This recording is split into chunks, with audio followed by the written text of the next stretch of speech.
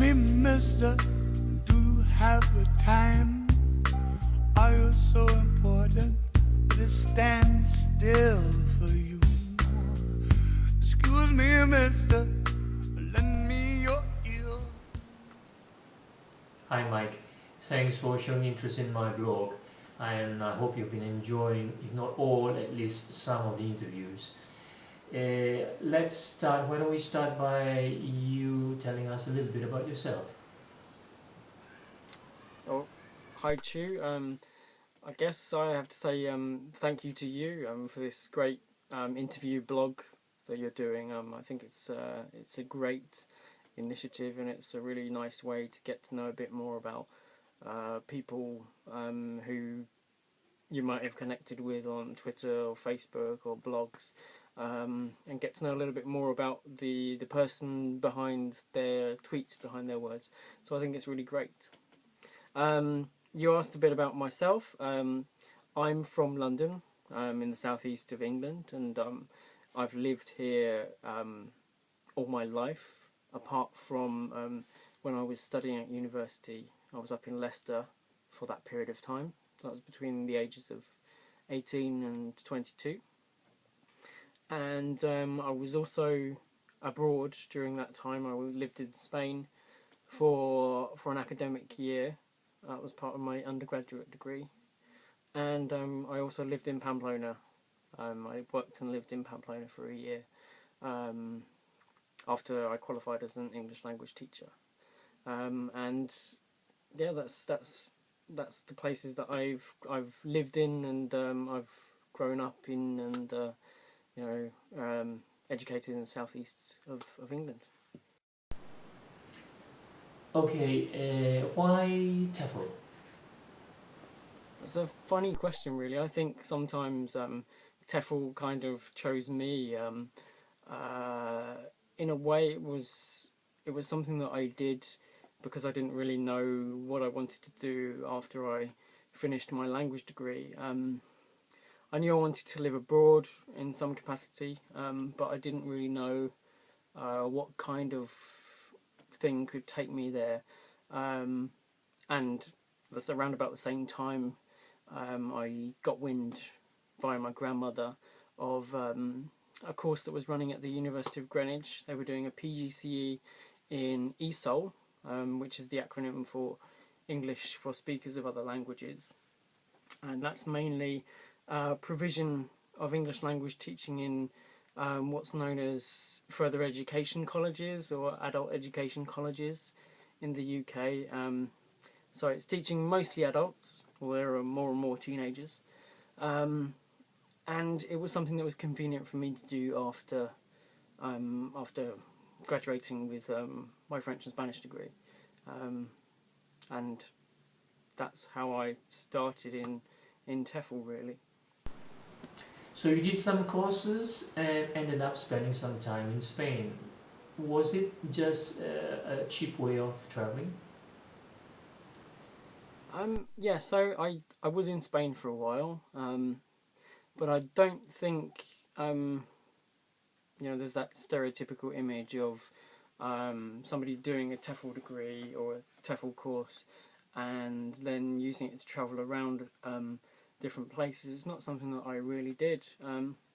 I just spent 1 year teaching in Spain, and then after that I returned to the UK.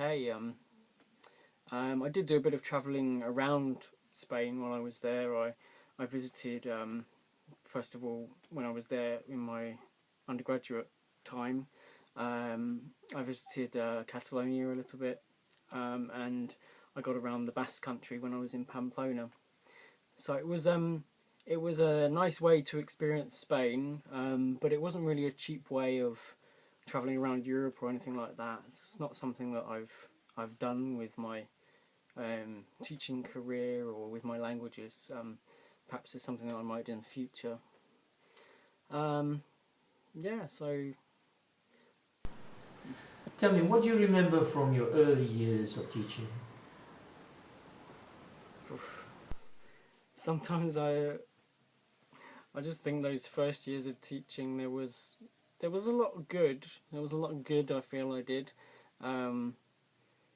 But there were certain things about my teaching practice that now, looking back, I think, yeah, I could have done that a bit better. I could have managed that situation a little bit in a nicer way. I think the biggest thing that I was guilty of was relying too much on my languages. I was fairly fluent in Spanish, by the time I got to Pamplona, and so it became easy for me to use that knowledge in the classroom, and I did find myself translating a bit too much for my students. And once they knew that I could speak Spanish, they just waited for me to provide them with translations, which isn't the best practice as a teacher. But I got through that, and I think that the conditions that I worked in, they weren't always the best conditions, so they've helped me to develop certain things like not having much time to plan your lessons, virtually no space for producing resources or anything like that. So it helped me to be a lot more resourceful, trying out different ideas towards the end of my time there. Some ideas which came from my initial teacher training, and some other ideas that I picked up on the way, and I've been able to take those into my current role, where I feel I'm doing a lot better than I was as a teacher in Spain. I feel I've improved a great deal, and I'm really enjoying how it's going at the moment. Mike, you studied languages at university, didn't you? How different is the language teaching that you underwent then from the language teaching that you're doing now, the classes that you're imparting now? Has the experience of being a language learner helped you in any way?